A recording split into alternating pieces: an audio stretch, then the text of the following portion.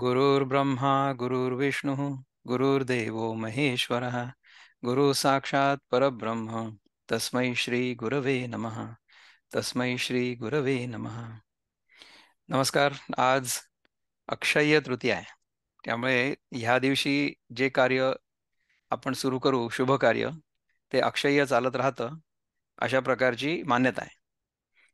तर आपण तर आपल्या इथे चिंतन करतो की काळ हा सापेक्ष आहे आणि आपलं खरं स्वरूप जे आहे ते काळाच्या पुढे आहे.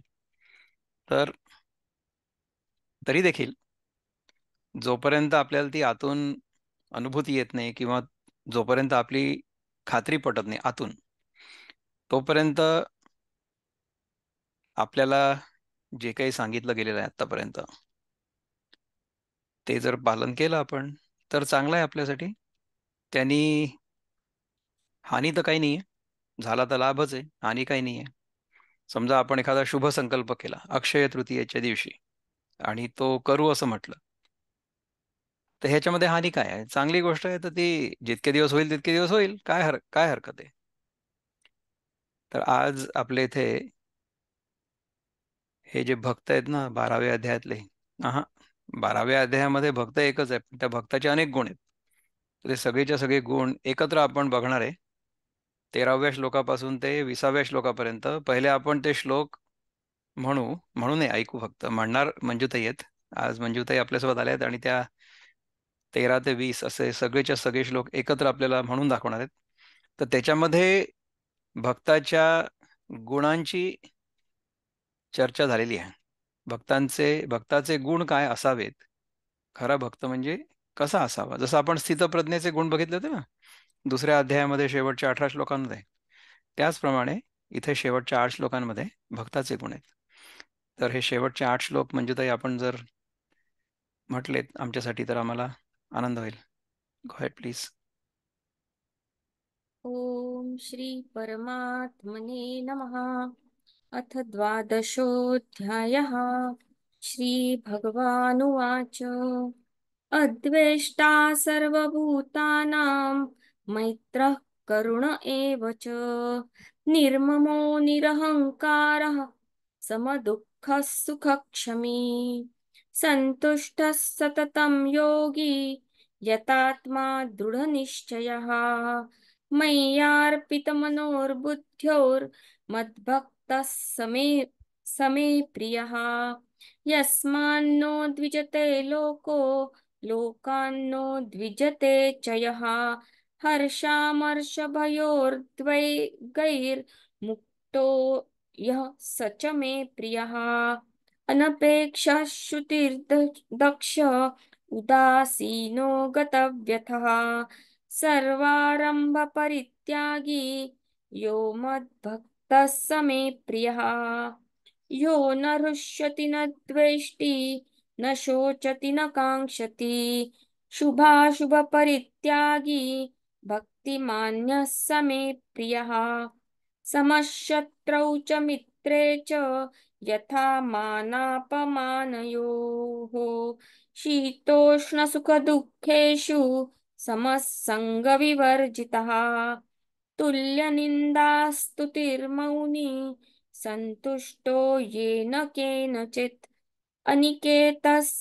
स्थिरमतिर्भक्तिमान् मे प्रियो नरः ये तु धर्म्यामृतमिदं यथोक्तं पर्युपासते श्रद्दधाना मत्परमा भक्तास्तेतीव मे प्रियाः.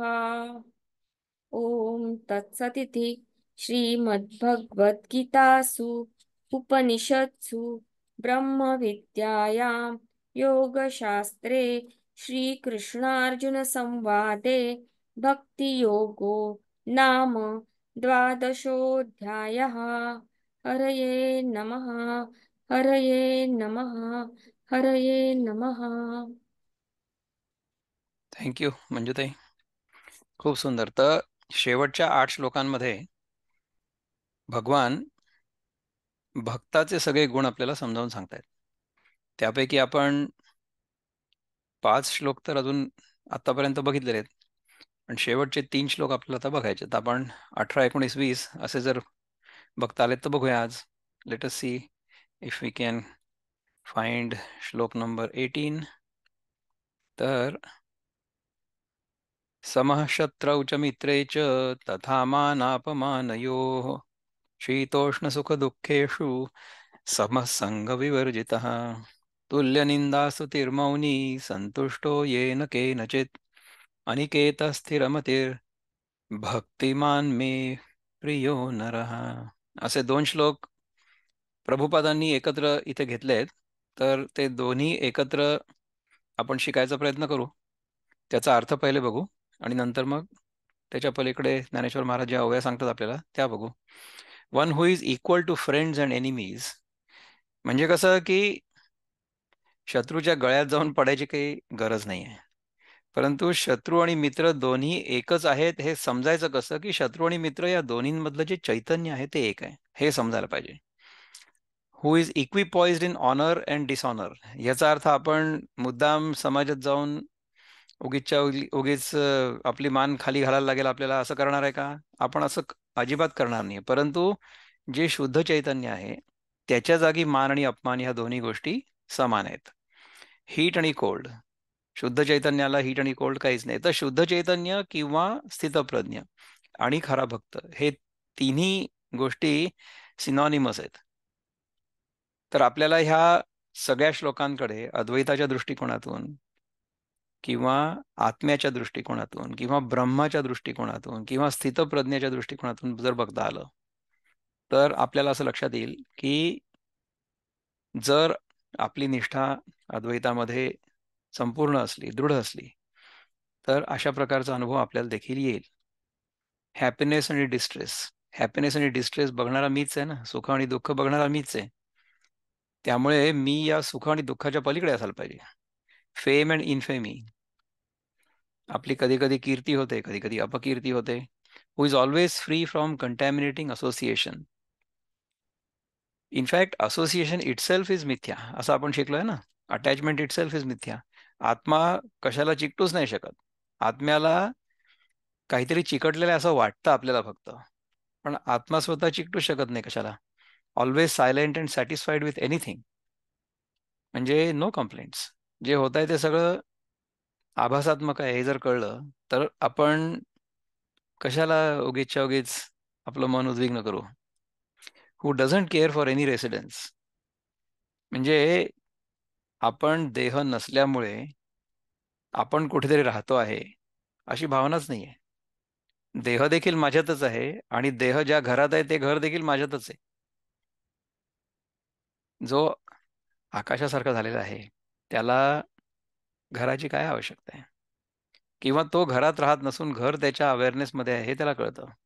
हु इज फिक्स्ड इन नॉलेज, जो ज्ञानामध्ये पूर्णपणे स्थित आहे आणि who is engaged in devotional service, शेवटी तो भगवंताप्रती शरणागत आहे. म्हणजे द्वैतामध्ये असताना आपण जेव्हा स्वतःला शरीरामध्ये जीवामध्ये आहोत असं वाटत असतं आणि ते वाटतं, म्हणजे जागृत अवस्थेमध्ये तसं वाटणं साहजिक आहे. तर तशा अवस्थेमध्ये जर आपण भगवंताच्या भक्तीत राहिलो तर such a person is very dear to me. अशा प्रकारचा मनुष्य मला खूप आवडतो. ठीक आहे. तर ह्याच्यासाठी विनोबा काय म्हणतात आपले गुरु, समदेखे सखे वैरी तसे मानापमानही शीतोष्ण शीत उष्ण सुखे दुःखे. आता बघा इथे शीतोष्ण नाही आपण म्हणू शकत, शीत उष्ण सुखे दुःखे, कारण की the way Vinoba has broken it down त्या लईमध्ये आपल्याला जर म्हणायचं असेल तर ते जसं लिहिलं तसंच म्हणायला पाहिजे, म्हणजे मग ती चाल बरोबर येणार. ठीक आहे ना. करुनी सममोकळा निंदास्तुती न घे मौनी मिळे ते गोड मानितो स्थिर बुद्धी निराधार भक्त तो आवडे मज.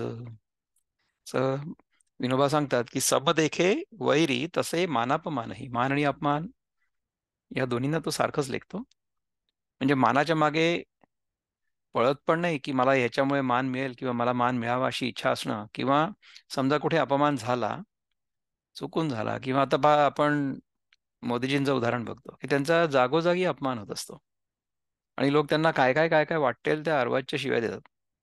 परंतु ते शांतपणे सगळं ऐकून घेतात आणि लोकांना हे कळतं की कोण खरोखरीच आपलं काम करतोय, कोण खरोखरीच लोकांसाठी काम करतोय आणि कोण स्वतःसाठी काम करतोय, हा फरक कळतो. ह्याची निवड सध्या सुरू आहे आपल्या इथे, निवडणूक.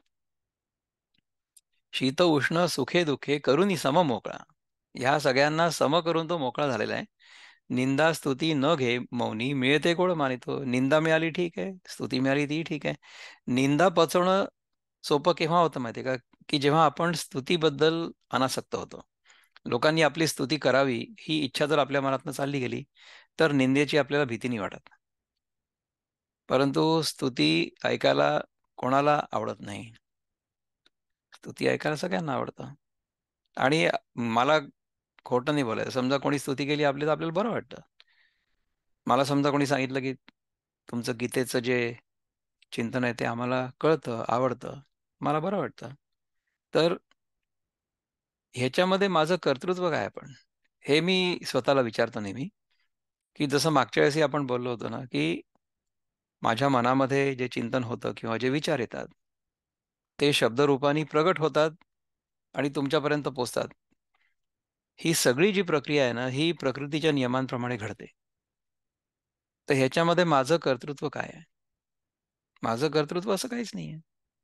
अशा प्रकारची प्रक्रिया जी कोणी व्यक्ती करेल, जिला अशा प्रकारचं बॅकग्राऊंड असेल माझ्यासारखं आणि ज्यांनी अशा प्रकारचं चिंतन केलेलं आहे किंवा सुरू आहे ज्यांच्या मनामध्ये, त्यांच्याकडनं कदाचित माझ्यापेक्षा चांगलंही होईल ते.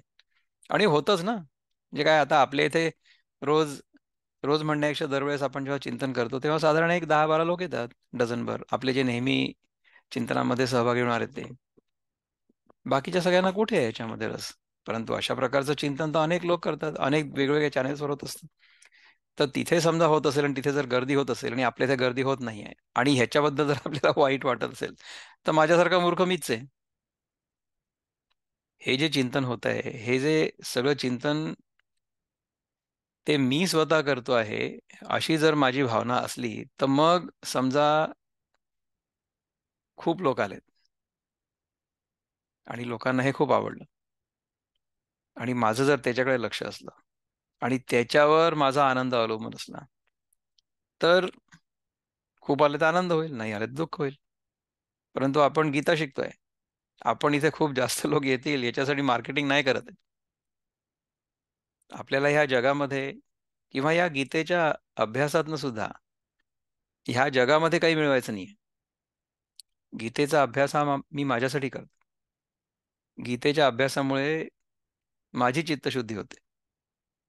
गीतेच्या अभ्यासामुळे मला बरं वाटतं आणि माझ्या या सगळ्या अभ्यासामध्ये तुम्ही सगळे लोक इथे येता याच्याबद्दल मला समाधान आहे. म्हणजे भगवंताची कृपा आहे, अजून काय म्हणणार याच्यात. तर जर आपल्याला जगामध्ये काही करायचं असलं, तर आपण त्याच्या मागे लागू आणि मग निंदा आणि स्तुती ह्याच्या मागे लागू. तर जर ह्याच्या पुढे जायचं असेल आपल्याला, गीता खरंच आपल्या अंगी मुरवायची असेल, मनामध्ये मुरवायची असेल, हृदयामध्ये मुरवायची असेल, तर आपल्याला याच्या पुढे जाणं भाग आहे. आणि ह्याच्याकडे लक्ष द्यायची अजिबात गरज नाही. असं आहे. लेट अस सी की पुढे काय म्हणतात, की निंदा स्तुती नघे मौनी मिळते गोड मानितो, मानतो दोन्ही आपण म्हणू शकतो. तसं विनोबांनी जेव्हा ही गीता लिहिली, तेव्हा जशा प्रकारची मराठी किंवा जशा प्रकारच्या कविता व्हायच्या, तशा प्रकारच्या कविता त्यांनी तिथे लिहिल्या. आणि किती सुंदर आहे. म्हणजे इतक्या सोप्या शब्दांमध्ये विनोबा आपल्याला समजावून सांगतायत. काही-काही लोक म्हणजे विनोबांचा जो आश्रम आहे पवनारला, तिथे जे लोक राहतात ना, ते संपूर्ण गीता पाठ करण्याऐवजी गीताही पाठ करतात. कारण की गीताई मधले जे शब्द आहेत ते समजायला सोपे आहेत. आणि शेवटी काय आहे, की शब्दांमध्ये जो भाव आहे, तो भाव आपल्या हृदयामध्ये उतरणं हे जास्त महत्वाचं आहे. शब्द पाठ असणं हे महत्वाचं नाहीये. जे सगळीच्या सगळी समजा आपण गीता पाठ केली, परंतु त्याचा अर्थ नाही कळला आणि तो हृदयात नाही मुरला. तर मग काय आपण पाठांतर आपलं चांगलं होतं बा, आपले उच्चार चांगले आहेत बा, अशा प्रकारची ख्याती आपली होऊ शकते जगामध्ये. आपल्यालाही बरं वाटू शकतं, की आपल्या तोंडातून गीता इतकी चांगली निघते. अर्थात त्याचा आपल्या शरीरावर परिणाम चांगला होईल, त्याच्याबद्दल काही वाद नाही. समजा आपली वाणी शुद्ध असली, संस्कृतचे उच्चार आपण जर करू शकलो, तशी आपली जर जीभ वळली, तर जी स्पंदनं निर्माण होतात संस्कृतच्या श्लोकांच्या उच्चारामुळे, संस्कृतच्या श्लोकांच्या उच्चारामुळे जर आपल्या शरीरावर चांगला परिणाम होत असेल, तर चांगला परिणाम करायला काय हरकत आहे? इट डझंट मॅटर, होऊ द्या ना.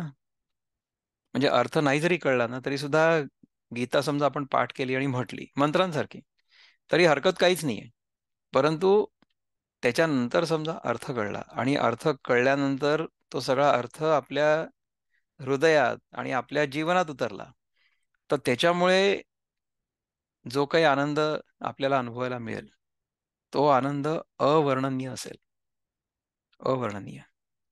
अशा प्रकारे प्रत्येकाला जसं वाटतं तसं त्यांनी करावं. आपला काय आग्रह आहे? Let us figure out our own path. निंदास्तुती न घे मौनी, मिळते गोड मानितो, स्थिर बुद्धी निराधार, भक्त तो आवडे मज.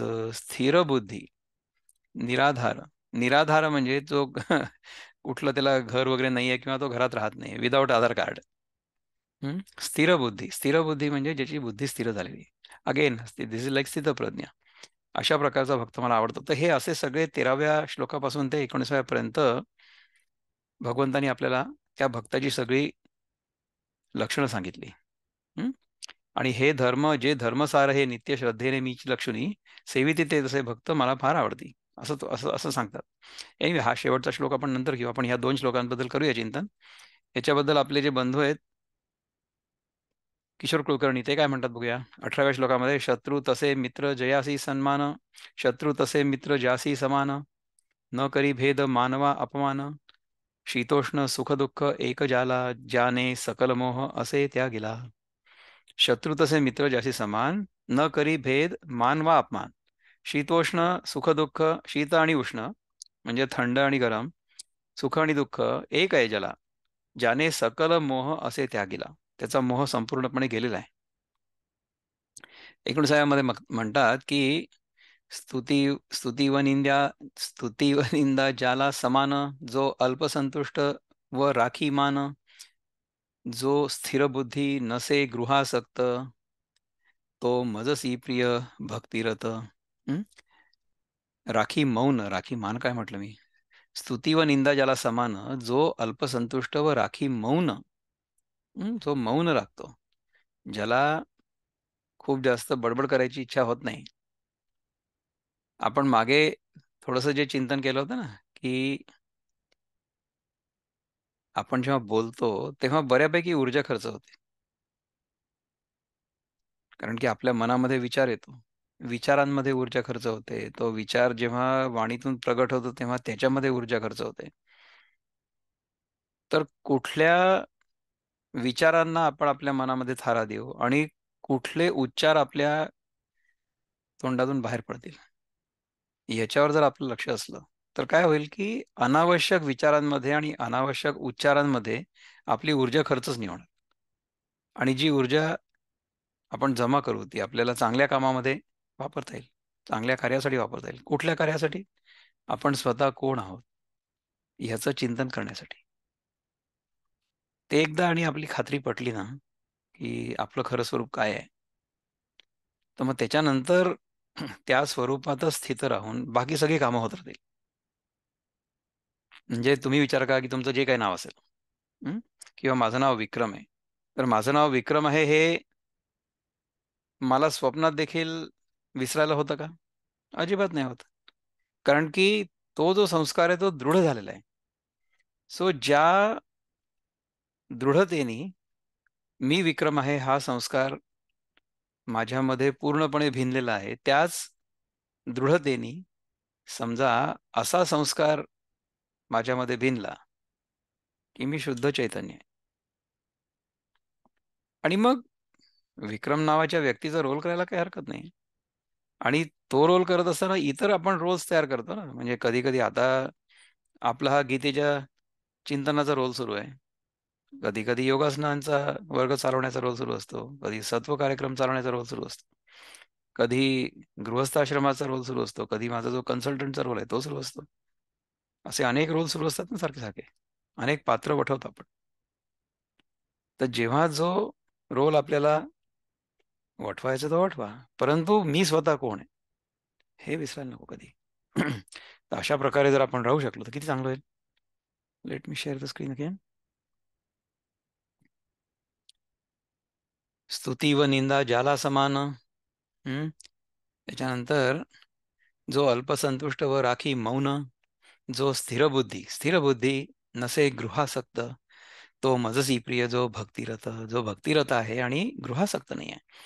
म्हणजे कसं की एकाच जागी राहायचंय अशी पण आसक्ती नको. जिथे राहण्याची किंवा जिथे जाण्याची गरज आहे तिथे आपण जायला पाहिजे, ते काम करायला पाहिजे. आणि जर जायची गरज नसली तर जिथे तिथे आनंदाने राहायला पाहिजे. तशा प्रकारे जर आपण राहू शकलो तर किती चांगलं होईल. हं? वृत्तबद्धामध्ये काय म्हणतात बघा या 2 श्लोकांसाठी. जया शत्रुमित्री नसे भेद काही, मिळो मान निंदाची भिन्नत्व नाही. असो थंड वा उष्ण, सुखी की दुःखी, नसे मोह वा द्वैत काहीच राखी. जया शत्रू मित्री नसे भेद काही, मिळो मान निंदाचे भिन्नत्व नाही. असो थंड वा उष्ण, सुखी की दुःखी, नसे मोह वा द्वैत काहीच राखी. मोह पण नाही आहे, द्वैत पण नाही आहे. द्वैत आभासात्मक आहे हे जर कळलं तर मग ह्या सगळ्या गोष्टी होणारच नाही ना. नाही. करी कौतुका कोणी निंदा अभिन्न, असे तोष स्वप्नी स्वल्पी व राहून मौन. नसे एक जागी परिस्थिर चित्त, म्हणे मी तया प्रिय माझाची भक्त. करी कौतुका कोणी आणि निंदा अभिन्न ह्या दोन्हींना समान लेखतोय मी. असे तोष स्वल्पी म्हणजे कमीमध्ये सुद्धा आपल्याला संतोष आहे, अल्पसंतुष्ट आहे. म्हणजे कसं की थोडक्यामध्ये सुद्धा आपल्याला जे मिळतंय ते चांगलं आहे आपल्यासाठी, ह्याच्यामध्ये आपण संतुष्ट आहे. आपल्याला जास्त जे हावच नाही. हं? नसे एक जागी परिस्थिर चित्त म्हणजे आपण सारखे इकडून तिकडे जात असतो ना, पण तरी सुद्धा आपलं मन इकडून तिकडे जात नाही. आपल्याला स्थिर चित्त म्हणजे काय माहितीये का, की आपण कुठे जात नाही, सगळ्याच्या सगळ्या अनुभव आपल्यामध्ये येतात आणि जात आहेत. अशा प्रकारचं अवेअरनेस, अशा प्रकारची जाणीव सारखी राहणं, असा भक्त आहे हा. आता भक्त आणि स्थितप्रज्ञ या दोन्हीमध्ये काही फरकच नाही आहे. They are both exactly the same. मागच्या वेळेस आपण जे चिंतन केलं आणि आपण युट्यूबवर लावलंय ना, त्याच्यामध्ये आपण हाच प्रश्न विचारला होता की भक्त आणि स्थितप्रज्ञ यांच्यामध्ये काही फरक आहे का, हे एकच आहेत का? आणि खरोखरीच हे एकच आहेत. म्हणे मी तया प्रिय माझाची भक्त. म्हणे मी तया म्हणजे त्याला म्हणतो मी काय, की तोच माझा भक्त आहे जो मला प्रिय आहे. याच्यानंतर आपण ज्ञानदेव महाराज काय म्हणतात ते बघूया. Let us see. तुम्हाला हे दिसतंय का व्यवस्थित? Are you able to see the Dnyaneshwari नाव एव्हरीबडी? हो, आय होप चांगलं दिसतंय. दिसतंय ना ज्ञानेश्वरी. आता ठीक आहे ना. समशत्रौ च मित्रे च तथा मानापमानयो, शीतोष्ण सुख दुःखेषु समसंग विवर्जितः. हा श्लोक आहे. शत्रू व मित्र, मान व अपमान, शीत व उष्ण, सुख व दुःख यांचे ठिकाणी समान असणारा म्हणजे अंतर्बाह्य संगरहित. पार्था जयाची आठाई, वैषम्याची वार्ता नाही, रिपुमित्रादोही सरिसा पाडू. अर्जुना, ज्याच्या ठिकाणी मनाच्या वाकडेपणाची गोष्टच नाही आहे. शत्रू आणि मित्र या दोघांची ज्याच्या ठिकाणी सारखी योग्यता आहे. म्हणजे याचा अर्थ हा नाहीये की जर आपल्यावर शत्रूंनी आक्रमण केलं तर आपण ते परतवून लावणार नाही. द्वैतामध्ये जे करण्याची गरज आहे ते करावंच लागेल. आपल्याला समजा कोणी गंडवत असेल तर आपण काय असंच बघून आणि शांत राहू का? हा. आपल्याला कळेल ना कोणीतरी आपल्याला गंडवत आहे. नाही. So we have to respond. We have to respond in such a manner that the other person is transformed. अशा प्रकारे जर आपण राहू शकलो तर किती चांगलं होईल. का घरीचिया उजेडियू करावा, उजी डेयू नाही, उजी येडू. का घरीचिया उजी येडू करावा, पारखिया अंधारू पाळावा, हे नेणेची गा पांडवा, दीपू जैसा. ज्ञानदेव म्हणतात की अथवा घरच्या माणसांना तेवढा उजेड पाडावा आणि परक्या माणसांना अंधार पाडावा, हे जसं दिव्याला माहिती नाही. दिवा जो आहे तो दोन्हींवर उजेड सारखाच पाडतो. सूर्य जो आहे ना, त्याचा प्रकाश जे संत महात्मे आहेत ते, आणि जे लुच्चे लफंगे आहेत ते, या दोन्हींवर सारखाच पडतो ना, नाही? जो खांडावया घालो का घावो घाली, हा, जो खांडावया घावो घाली, का लावणी जयाने केली, दोघा एकची सावली वृक्षू दे जैसा. जो तोडण्याकरता घाव घालतो किंवा जो लागवड करतो, त्या दोघांना वृक्ष जसा सारखी सावली देतो. माझ्या मागे तुम्हाला अनेक वृक्ष दिसत आहेत, राईट? तर त्याच्या खाली जर बसलेला असेल माणूस, तर तो तिथे लाकूड तोडण्यासाठी बसलेला आहे की लागवड करण्यासाठी बसलेला आहे? दोघांनाही वृक्षाचा सारखी सावली देतो. ना तरी इक्षुदंडू पाळी तया गोडू, गाळी तया कडू, नोहेची जेवी. अथवा ज्याप्रमाणे ऊस हा त्याच्या पिकास पाणी घालून वाढवणारा गोड आणि चरकात घालून त्याला गाळणारा कडू असा असत नाही.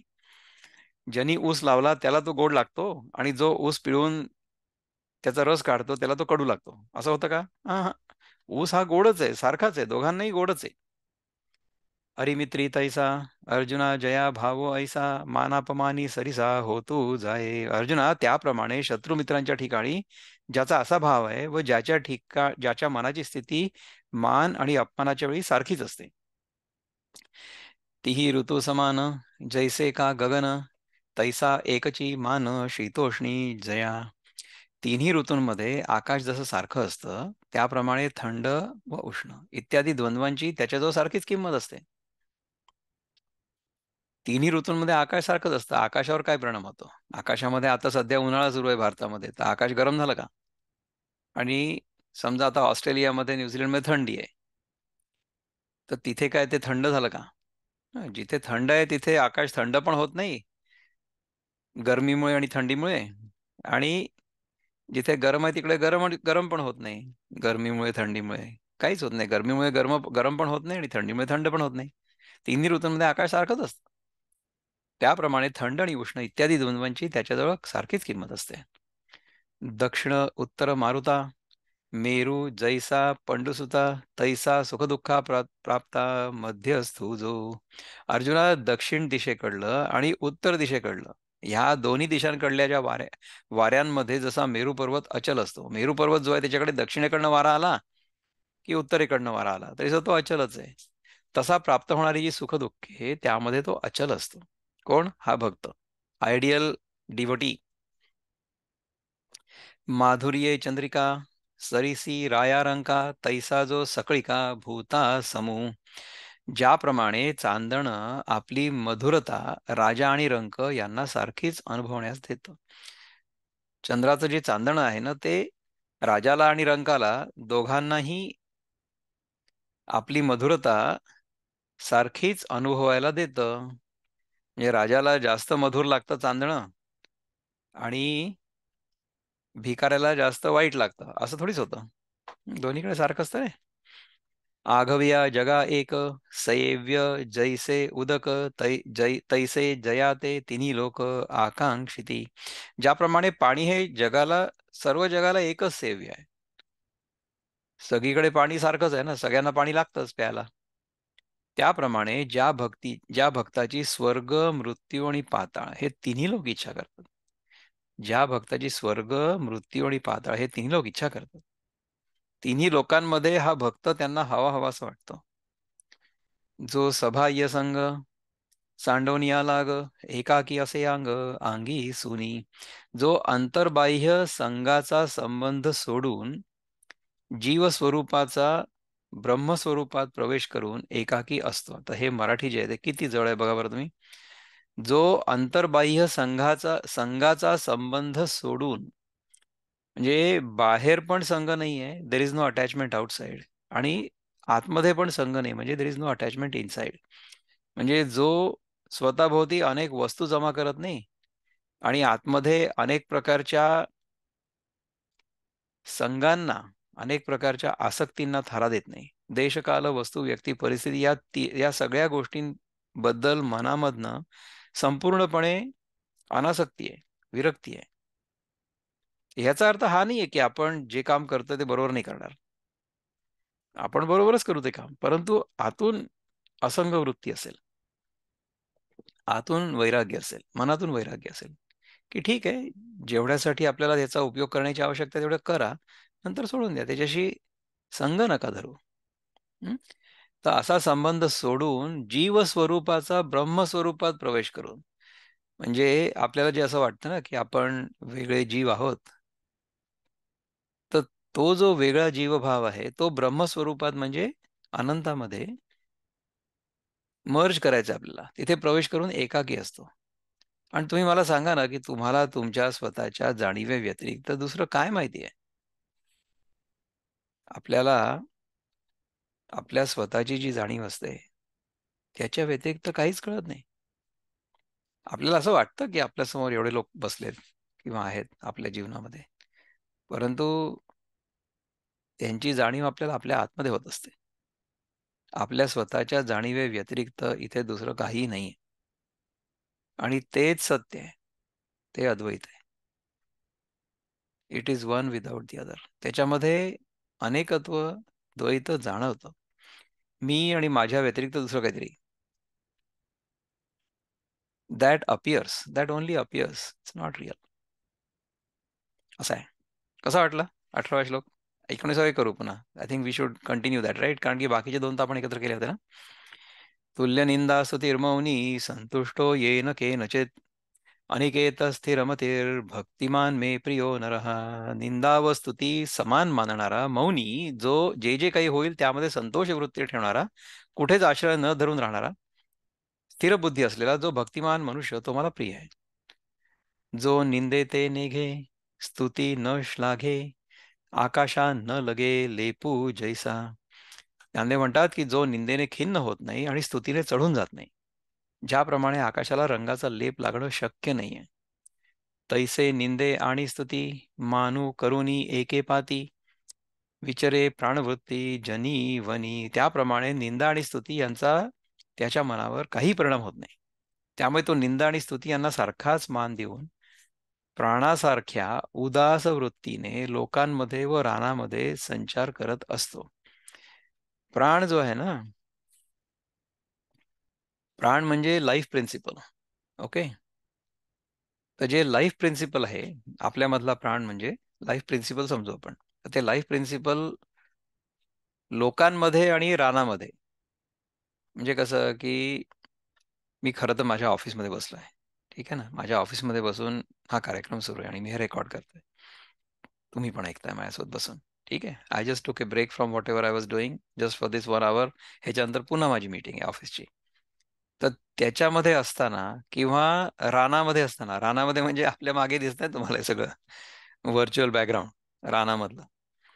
तर इथे असलो काय, तिथे असलो काय, जे आपल्यातलं प्राणतत्व आहे, the life principle, is that different here or there? हा. In fact here and there are also within our mind. म्हणजे आता जर आपण विचार केला किंवा जर मी तुम्हाला सांगितलं नाही आणि जर कोणाला ते क्लिअरली दिसत नसेल, तर असं होऊ पण शकतं ना, की असं वाटेल की मी कुठेतरी जंगलात बसलोय. I am sitting near my trail somewhere. असं होऊ शकतं ना. तर इथे असो किंवा तिथे असो, मी जो आहे तोच आहे ना. I am still the same. मी कुठे बदललोय? तर ते लाईफ प्रिन्सिपल सेम आहे, लोकांमध्ये असो किंवा रानामध्ये असो.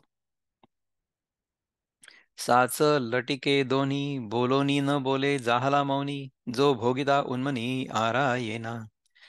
खरं आणि खोटं ही दोन्ही बोलून न बोलल्यासारखी असल्यामुळे तो मौनी झालाय.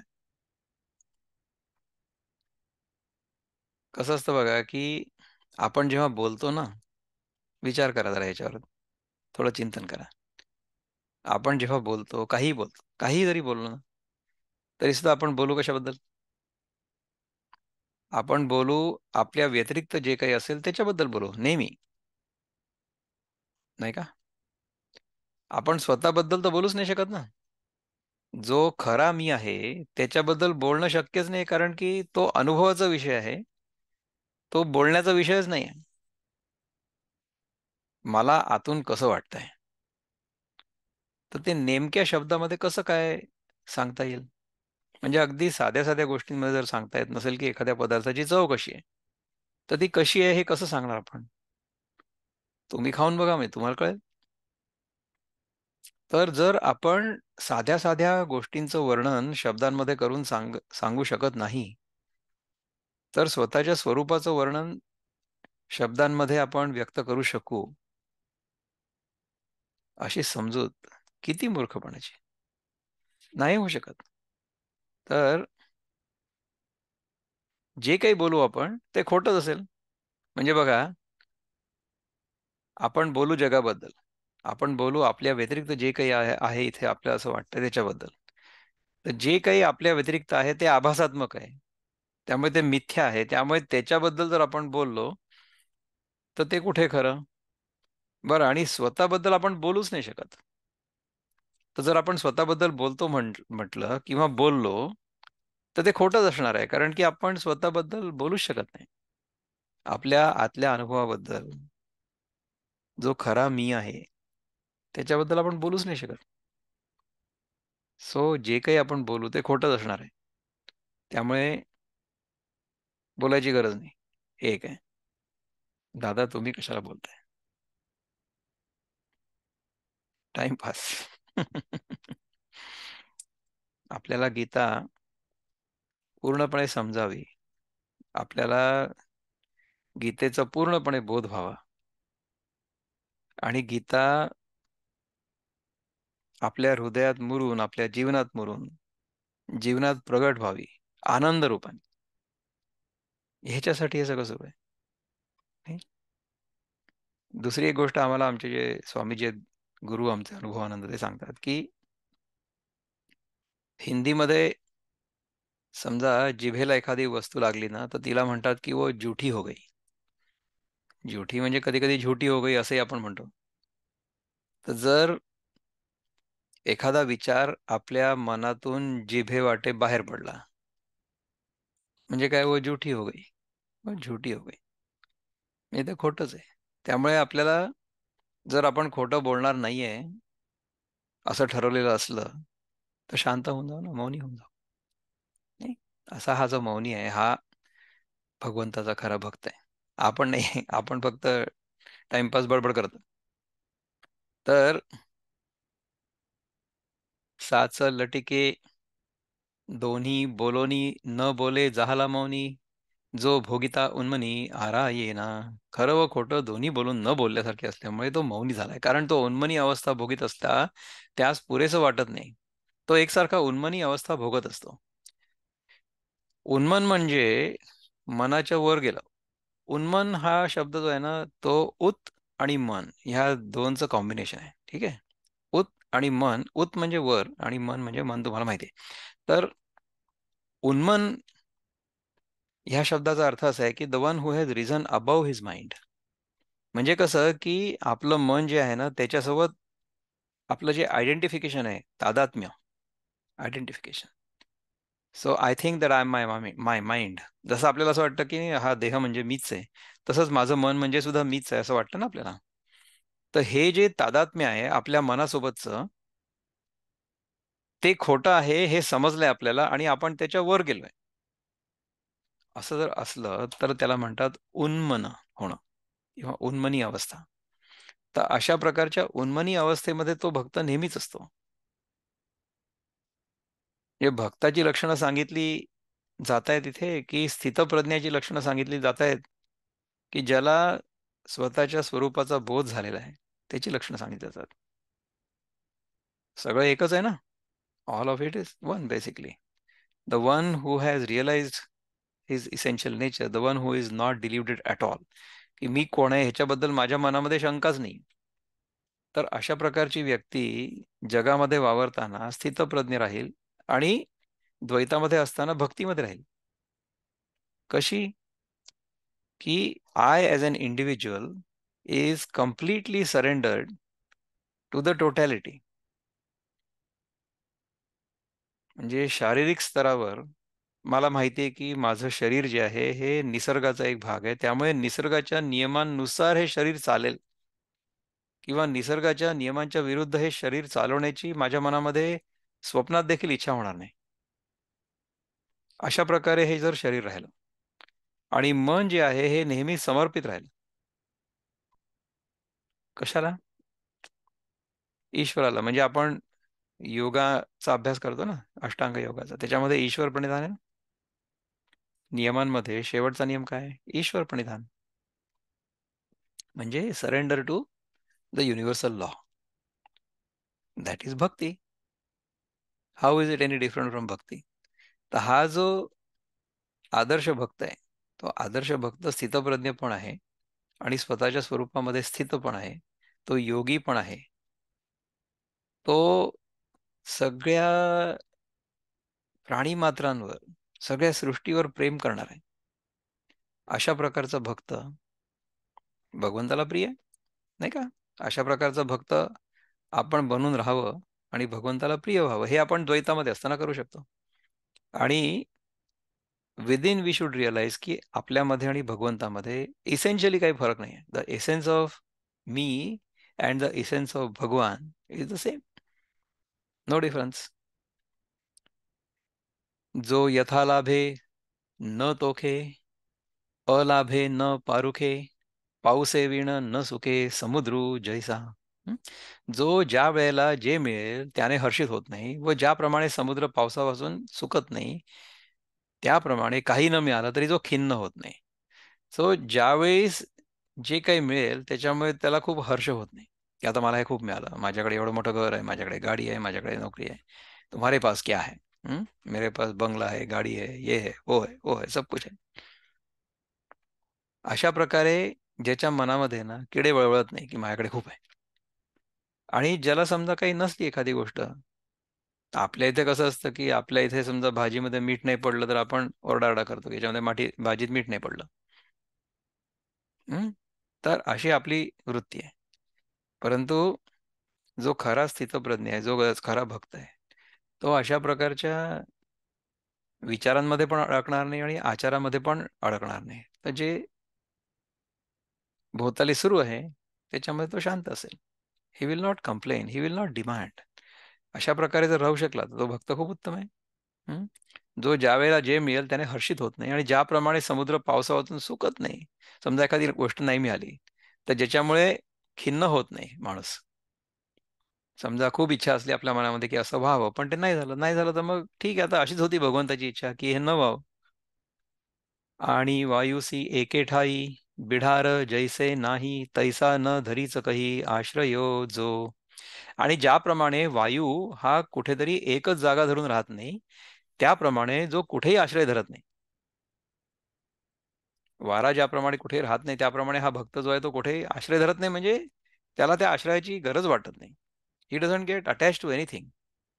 आघवाची आकाशस्थिती, जेवी वायुसी नित्य वसती, तेवी जगची विश्रांती स्थान जया. ज्याप्रमाणे आकाशाच्या सर्व विस्तारामध्ये वायूची नित्य वस्ती आहे, त्याप्रमाणे संपूर्ण जग हे ज्याचं विश्रांती स्थान आहे. हे विश्वची माझे घर, ऐसी मती जयाची स्थिर, किंबहुना चराचर आपण जाहला. हे बघा, इथे ज्ञानदेवांनी आपली ही जी सनातन धर्माची सगळ्यात मूलभूत दृष्टी आहे ती सांगितली आहे. इथे आली बघ ती ओवी, किती सुंदर आहे ना. की हे सगळं जे विश्व आहे, हे विश्वची माझे घर, हे विश्वची माझे घर हे मला कसं वाटेल, कधी वाटेल? जेव्हा मला हे लक्षात येईल की हे सगळंच्या सगळं विश्व जे आहे ना, हे माझाच विस्तार आहे. हे विश्वची माझे घर, कारण की हे सगळंच्या सगळं विश्व माझ्यामध्ये प्रतिबिंबित होत आहे आणि हे माझ्या मनाचं प्रतिबिंब आहे. हे मला कळलेलं आहे. हे जर कळलेलं असेल, तर हे सगळंच्या सगळं विश्व माझं घरच असणार आहे. कुठेही गेल्यानंतर आपल्याला आपण कुठेतरी परक्या जागी आलेलो आहे किंवा हे घर माझं नाही आहे, अशा प्रकारची भावना येणारच नाही. की मी माझा देश सोडला आणि मी अमेरिकेत आलो, म्हणजे माझं घर मी सोडलं आणि दुसऱ्या घरात मी येऊन राहायला लागलो, असं नाही आहे. भारतात असेपर्यंत भारताचा अनुभव माझ्यामध्ये होता. आणि अमेरिकेत आल्यानंतर अमेरिकेचा अनुभव माझ्यामध्ये आला, भारताचा अनुभव चालला गेला. हे विश्वची माझे घर, ऐसी मती जयाची स्थिर, ज्याची मती अशा प्रकारे स्थिर झालेली आहे. हा, तर तो जो आहे ना, किंबहुना चराचर आपण झाला. चराचर आपण झाला. चराचर म्हणजे चर आणि अचर. चर म्हणजे समथिंग दॅट इज मुव्हिंग, आणि अचर म्हणजे what is not moving. What is not moving? दगड गोटे, मटेरियल, मॅटर, इनर्ट मॅटर.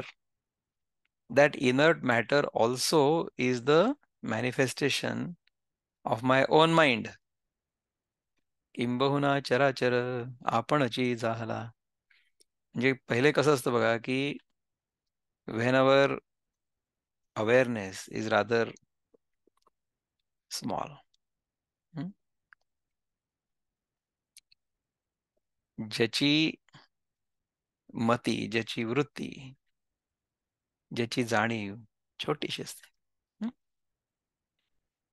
त्याला हे विश्वची माझे घर हे कसं काय कळेल? नाही कळणार. आधी आपली वृत्ती अशीच असते, की मी म्हणजे एवढा हा देह, या देहाच्या आतमध्ये मी आणि बाहेर जग. अयम निजम परोवेती गणना लघुचेतसा उदार हृदयानातुम वसुधैव कुटुंबकम. तर हे सगळंच्या सगळं विश्व हे माझाच विस्तार आहे, हे जर मला कळलं, तर ते अल्पमतीला नाही कळत. जोपर्यंत मी देहबुद्धीमध्ये आहे, जोपर्यंत मी जीवभावामध्ये आहे, तोपर्यंत मला मी वेगळा आणि इतर जग माझ्यापेक्षा वेगळं असंच वाटत राहील ना. तर ही भावना किंवा हा भ्रम चुकीचा आहे, हे कळायला पाहिजे. ह्या गीतेच्या अभ्यासामधनं जर आपल्याला हे कळलं, तर अशा प्रकारची ओवी जशी ज्ञानदेव महाराजांनी स्वयंस्फूर्तपणे लिहिली, तशा प्रकारची भावना आपल्यामधून स्वयंस्फूर्तपणे बाहेर प्रगट होईल. नाही, हे विश्वची माझे घर, ऐसी मती जयाची स्थिर, किंबहुना चराचर आपणची झाला. आपणची झाला. ते सगळंच्या सगळं मीच आहे. माझ्या व्यतिरिक्त दुसरं काही नाहीच आहे ते. हे विश्वच माझं घर आहे, असं ज्याचा ज्याचा दृढ निश्चय झालेला असतो. फार काय सांगावं, सर्व स्थावर जंगमात्मक जग. स्थावर म्हणजे स्टेडी आणि जंगम म्हणजे मुव्हिंग. हे सर्व स्थावर जंगमात्मक जग जो अनुभवाच्या अंगाने आपणच बनलेला आहे. So he has become that. मग याही वरी पार्था माझ्या भजनी आस्था, तरी तया ते मी माथा मुकुट करी. अर्जुना, इतकं असूनही आणखी ज्याची माझ्या भजनाची ठिकाणी, ज्याची माझ्या भजनाच्या ठिकाणी उत्सुकता असते, तर त्याला तर मी आपल्या डोक्यावरचा मुकुट करतो. म्हणजे ही सगळी भावना असून सुद्धा, की हे सगळं विश्व माझं घर आहे किंवा सगळं विश्व म्हणजे मीच आहे, असा जेव्हा माझा भक्त असतो ना, तेव्हा त्याला मी डोक्यावर घेतो. तो Krishna will hold me on his head if I am truly realised in this manner. उत्तमासी मस्तक खाल विजय हे काय कौतुक, परी मानू करीती तिन्ही लोक पाय म्हणिया. उत्तम भक्तांपुढे मस्तक नम्र करणं ह्यात काय मोठं नवल आहे. पण उत्तम भक्ताच्या चरणोदकाला त्रैलोक्य मान देतं. उत्तम भक्तांपुढे मस्तक नम्र करणं ह्यात काय मोठं नवल आहे. जो उत्तम भक्त आहे त्याच्यासमोर आपली मान खाली वाकेलच. पण उत्तम भक्ताच्या चरणोदकाला, चरणोदकाला म्हणजे त्याच्या पायाच्या पाण्याला, चरण उदक, उदक म्हणजे पाणी, त्याच्या पायाला लागलेलं जे पाणी आहे ना, चरण तीर्थ आपण म्हणतो ना. तर म्हणजे मी हे प्रत्यक्ष बघितलेलं आहे, की ज्याला एखादी व्यक्ती सद्गुरू मानते, त्या व्यक्तीचे पाय धुतले जातात. समजा ते घरात आले तर, आणि मग त्या पाय धुतलेलं जे पाणी असतं ना, ते चमचा चमचा प्रत्येक जण तीर्थ म्हणून प्राशन करतो. अशा प्रकारचं तीर्थप्राशन मी बघितलेलं आहे, सद्गुरूंच्या चरणांच्या तीर्थाचं प्राशन. तर ते चरण उदक आहे. त्या चरण उदकाला त्रैलोक्य मान देतं. म्हणजे स्वर्ग, नरक आणि मृत्यूलोक, ह्या तिन्ही लोकांमध्ये ह्या उत्तम भक्ताच्या चरण उदकाला मी तर तुम्हाला सांगितलं ते एखाद्या सद्गुरूचं सांगितलं, परंतु तो सद्गुरू जो आहे ना, तो देखील उत्तम भक्तच आहे ना. तेव्हा तर तो सद्गुरू पदाला प्राप्त झाला, राईट. तर आपण उत्तम भक्त असावं नेहमी. आपण नेहमी विद्यार्थी असावं. आपल्या दृष्टीने जर विचार करायचा झाला, तर आपण नेहमी विद्यार्थी असावं. आपण आपलं शिकत राहावं नेहमी, प्रत्येक अनुभवानं. आणि भगवंताच्या स्मरणात राहावं नेहमी, किंवा भगवंताला आपल्या स्मरणात ठेवावं नेहमी. तरी श्रद्धा वस्तुसी आदरू, करिता जाणीजे प्रकारू, जरी होय श्री गुरु सदा शिवू. जर श्री शंकर गुरु होतील, तरच भक्ती तत्वाचा आदर करण्याचा प्रकार जाणता येईल. जर आपले गुरु श्री शंकर झाले, तर भक्ती तत्वाचा आदर करण्याचा प्रकार आपल्याला समजेल. म्हणजे भक्ती तत्वाचा आदर कसा करू शकू आपण, जर आपले श्री शंकर गुरु झाले तर. हं? परी हे असो. आता आता हे कशा करता सांगितलं बरं का, कारण की ज्ञानदेव महाराज जे आहेत ना, ते नाथ परंपरेतनं आलेत. So he is basically a product of Kashmiri Shaivism. तर त्याच्यामध्ये जो सगळ्यात आदी गुरु आहे तो म्हणजे शंकर आहे. आदिनाथ जो आहे तो शंकर. मग त्याच्यानंतर बाकीचे सगळे जे नाथ आहेत ते सगळे गुरु त्यांच्या परंपरेमधले आहेत. ठीक आहे ना. तर तो शंकर जर आपला गुरु असेल, तर काय होईल, तर मग भक्ती कशी श्रेष्ठ आहे, भक्ती तत्वाचा आदर करण्याचा प्रकार जाणता येईल, जर श्री शंकर गुरु होतील तर. ठीक आहे. परी हे असो आता, महेशाते वानिता, आत्मस्तुती होता संचारू असे. पण आता हे शंकराचं वर्णन पुरे, कारण शंकराचं वर्णन करण्यात आत्मस्तुतीच केल्यासारखं होतं, कारण की हे शंकराच्या परंपरेमधले ना, त्यामुळे हे म्हणतात की मी शंकराची स्तुती नाही करत, नाहीतर ती आत्मस्तुती होईल. It will be like self aggrandisement किंवा सेल्फ प्रमोशन. भक्ती तत्वाचा आदर कसा करावा हे शंकरच जाणतात. हे कशावरून, तर माझ्या ठिकाणी असलेली भक्ती ही त्यांनी माझं चरणोदक गंगा मस्तकावर धारण करून व्यक्त केली. म्हणजे श्रीकृष्णाचं जे चरणोदक आहे, ते शंकरांनी डोक्यावर घेतलं आणि तिथून ती गंगा बाहेर निघाली, असं आपण म्हणतो, राईट. असं माझं चरणोदक मस्तकावर धारण करणारे गुरु पाहिजेत, असं म्हणण्यात अप्रत्यक्ष रीतीने मी आपली स्वतःची स्तुती केल्यासारखं होतं, म्हणून शंकराचं वर्णन पुरे असं भगवान या ओवीत सांगतायत. म्हणून मी शंकराचं वर्णन करणार नाही, तर मी स्वतःची स्तुती केल्यासारखं होईल, राईट.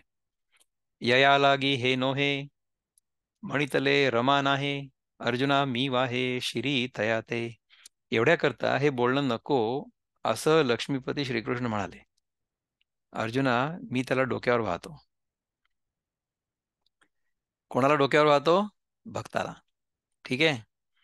जे पुरुषार्थ सिद्धी चौथी घेऊनी आपुलिया हाती, रिगाला भक्तिपंथी जगा दे तू.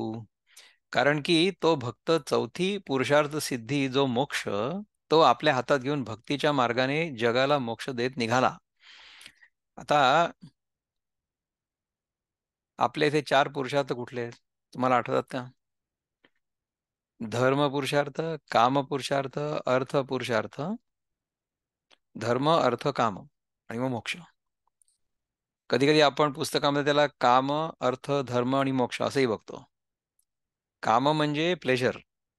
So anything that gives me pleasure Wien the sense organ comes in contact with the sense object, याला म्हणतात काम पुरुषार्थ.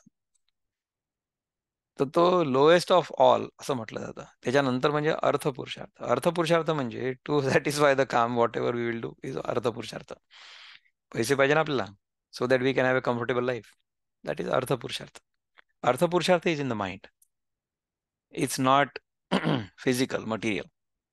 आणि त्याच्यानंतर अर्थ पुरुषार्थ आणि काम पुरुषार्थ, ह्या दोन्ही पुरुषार्थ म्हणजे व्हॉट आय वॉन्ट. पुरुषार्थ म्हणजे anything I want to achieve, ह्याला मग पुरुषार्थ म्हणतात. So any goal, okay, any goal, त्याला पुरुषार्थ म्हणतात संस्कृतमध्ये. तर एनिवे, तर माझे सगळे जे प्लेजर्स आहेत, फिजिकल प्लेजर्स, ते पूर्ण करण्यासाठी काहीतरी जुगाड करावा लागेल ना. So that jugaad is called अर्थ पुरुषार्थ. परंतु सगळ्यांनी जर अर्थपुरुषार्थ त्यांच्या स्वार्थबुद्धीने परस्यू केला, हं, तर काय होईल मग? अराजक माजेल ना, अनार्की. कारण की सगळे लोक एकमेकांची भांडतील, लढाया होतील. तर तसं नाही व्हायला पाहिजे. तर त्याच्यासाठी धर्म पुरुषार्थ आहे. तर धर्म पुरुषार्थ म्हणजे we all live together in a cooperative symbiotic manner rather than in an antagonistic manner. आपण एकमेकांचे शत्रू बनून न राहता एकमेकांचे मित्र बनून समन्वयाने राहणं, याला धर्म म्हणतात.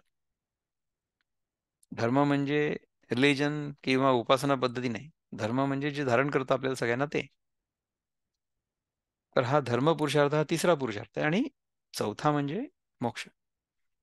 हे सगळं मिळवल्यानंतर सुद्धा there is some emptiness in me. कुठेतरी अपूर्णत्व आहे ना. तर ते अपूर्णत्व जे आहे ना, ते मोक्ष पुरुषार्थाने पूर्ण होतं. So there we realize that, oh my God, I can have all of this infinitely, eternally. ह्याच्या मागे लागणं ह्याला मोक्ष पुरुषार्थ म्हणतात. That is a spiritual goal. So first is the physical goal, then it is a mental goal, third is a societal goal आपण समजू, आणि fourth is ultimately the truth. हे सगळं तर तो आपल्या हातात घेऊन भक्तीच्या मार्गाने जगाला मोक्ष देत निघाला. तो आपल्या हातात घेतला आणि भक्तीच्या मार्गाने जगाला देखील मोक्ष देत निघाला. इव्हन आता ज्ञानदेव महाराजांनी सुद्धा सगळ्यांना भक्तीचाच मार्ग दाखवला ना अल्टिमेटली, नाही का? कैवल्याचा अधिकारी, मोक्षाची सोडी बांधी करी, ही जळाची ये परी तळवटू घे. तो मोक्षाचा अधिकारी म्हणजे मोक्ष देण्यास समर्थ असा असतो. म्हणजे हा जो भक्त आहे अल्टिमेट, तो आपल्याला पण मोक्ष देऊ शकतो. म्हणून तो मोक्षाचा व्यवहार चालवतो. म्हणजे मोक्ष कोणाला द्यावा व कोणाला न द्यावा हे ठरवतो. इतका समर्थ असूनही तो पाण्यासारखा नम्र असतो.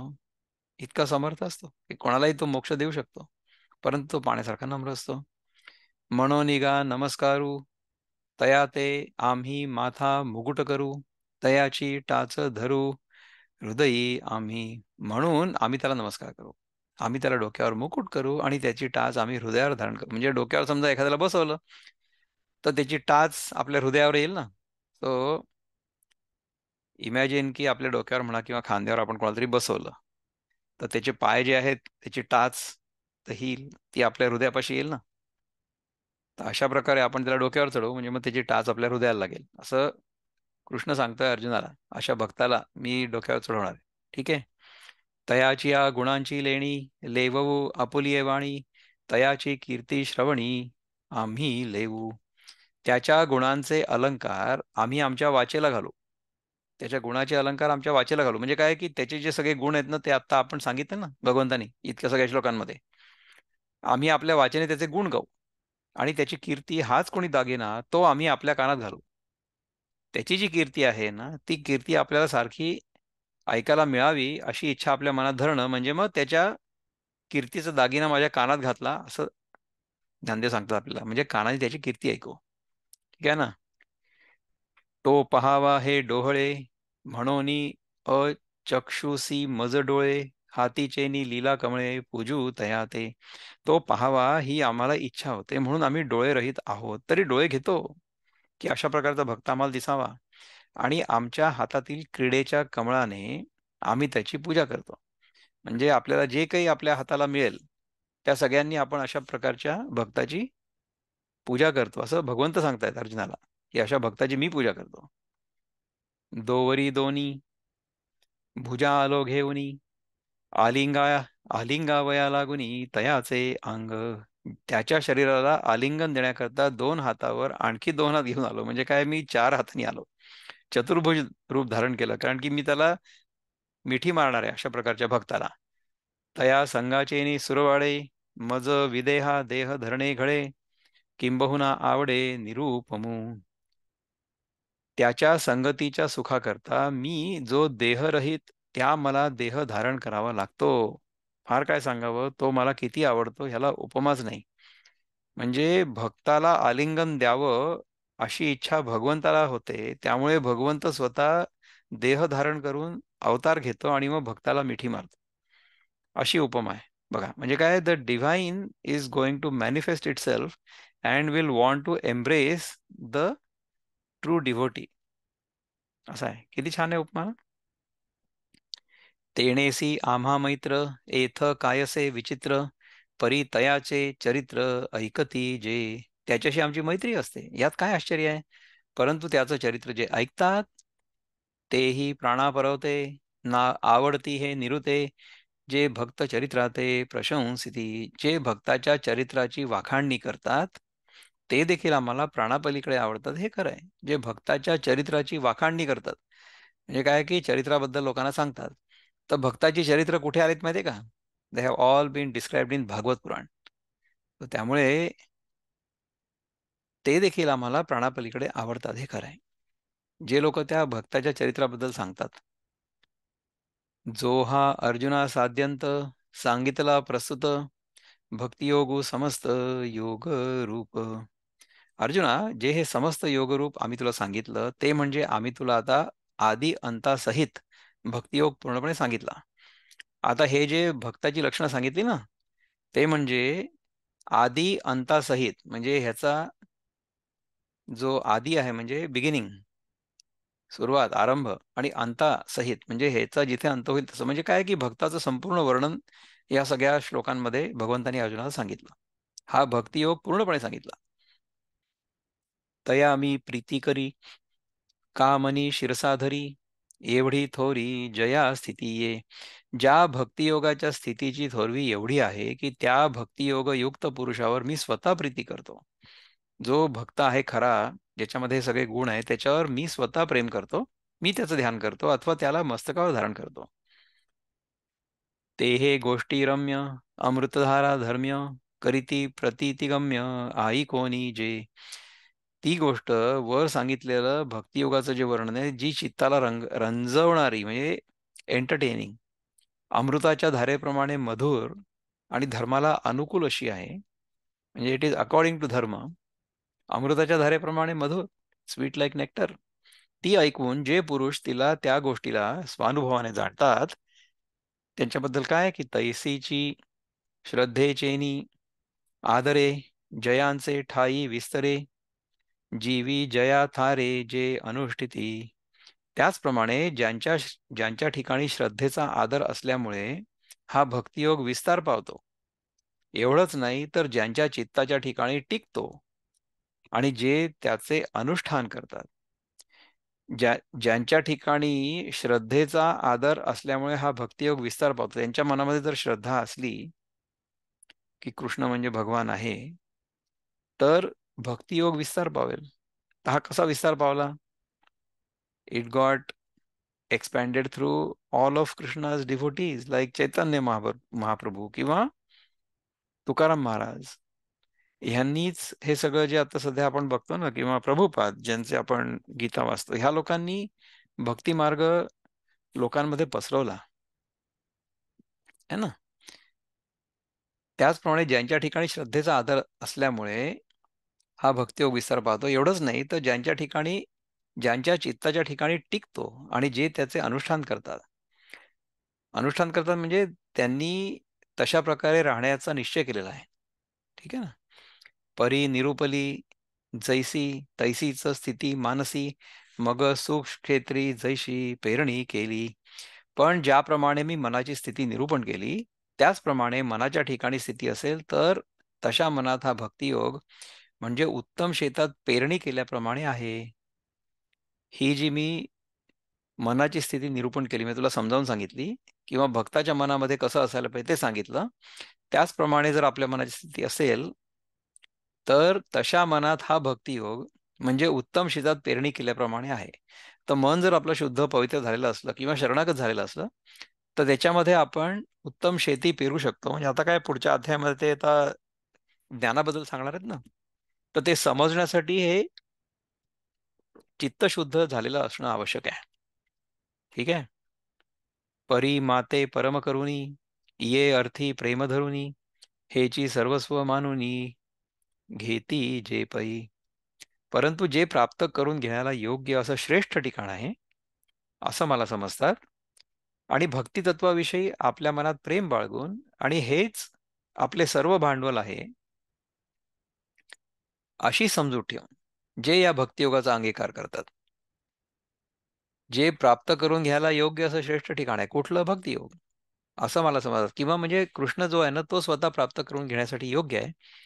आणि त्याच्याविषयी प्रेम बाळगून, भक्तित्वाविषयी आपल्या मनात प्रेम बाळगून, हेच आपलं सर्व भांडवल आहे, अशी समजूत ठेवून जे या भक्तियोगाचा अंगीकार करतात, त्यांच्याबद्दल काय की पार्था, गा जगी, तेची भक्त तेची योगी, उत्कंठा तया लागी अखंड मज. अगा अर्जुना, ह्या जगामध्ये तेच भक्त आणि तेच योगी आहेत. मला त्यांची निरंतर उत्कंठा लागलेली असते. So I keep remembering them all the time. ते तीर्थ ते क्षेत्र, जगी तेची पवित्र, भक्ती कथेसी मैत्र जया पुरुषा. तेच तीर्थ, तेच क्षेत्र, जगामध्ये तेच पवित्र की ज्या पुरुषांचा भक्ती कथेशी स्नेह असतो. तर ज्या पुरुषांचा भक्ती कथेशी स्नेह असतो, म्हणजे त्यांना भक्तिकथा आवडते, ते भक्त म्हणजेच तीर्थ, तेच क्षेत्र आणि जगामध्ये तेच पवित्र. ठीक आहे. आम्ही तयांचे करू ध्यान, ते आमुचे देवतार्चन, ते वाचोनी आन गोमटे नाही. आम्ही त्याचं ध्यान करून, तो आमची पूज्य देवता आहे, त्याच्या वाचून आमचं दुसरं काहीच चांगलं मानित नाही. तयांचे आम्हा व्यसन, ते आमुचे निधी निधान, किंबहुना समाधान ते मिळती तई. त्याचं आम्हाला व्यसन असतं आणि तोच आमच्या ठेव्याची खाण आहे. फार काय सांगावं, तो आम्हाला भेटेल तेव्हाच आम्हाला समाधान वाटतं. अशा प्रकारचा जर भक्त भेटला तर भगवंताला समाधान वाटतं. पै प्रेमळाची देवता, पै प्रेमळाची वार्ता. कुठपर्यंत आहे आणखीन हे? अजून पुष्कळ श्लोक आहेत. There are many. So why don't we stop here today. आणि लेट मी सी की हे यांनी 20व्या श्लोकापर्यंत इथे आलेलं आहे का? आपण कुठपर्यंत आलो आता? Let me check this out आणि सी की आपण हे, have we gone too far ahead? मी विचार करतोय. I think we are still on shloka number 18 if I am not wrong. 19 वर आहोत आपण. See we are on 19 right now. आणि त्याच्यानंतर 20वा आपण अजून बघितलेलाच नाहीये. परंतु 19th is going on for this long आणि मला इथे 20वा दिसतच नाही. So I may have to go back आणि चेक अनदर व्हर्शन की तिथे 19 श्लोक जो आहे त्याच्या ओव्या कुठपर्यंत आहेत आणि कुठपर्यंत जाऊन संपतात. तर ते आपण पुढच्या वेळेस चेक करू. पण आता आपला पुष्कळ म्हणजे we have gone over our time today. त्यामुळे आत्तापुरतं आपण इथे थांबू आणि विल कंटिन्यू फ्रॉम हिअर. त्यामुळे अध्याय संपला नाही याच्याबद्दल खंत असायची काय गरज आहे? आपण जे शिकलो ते बरोबर शिकलो की नाही हे जास्त महत्वाचं आहे, नाही? ओम पूर्णमद पूर्णमिदं पूर्णात् पूर्णमुदच्यते पूर्णस्य पूर्णमादाय पूर्णमेवावशिष्यते. ओम शांती शांती शांती. हरि ओम. श्री गुरुभ्यो नमः. हरि ओम. नमस्कार.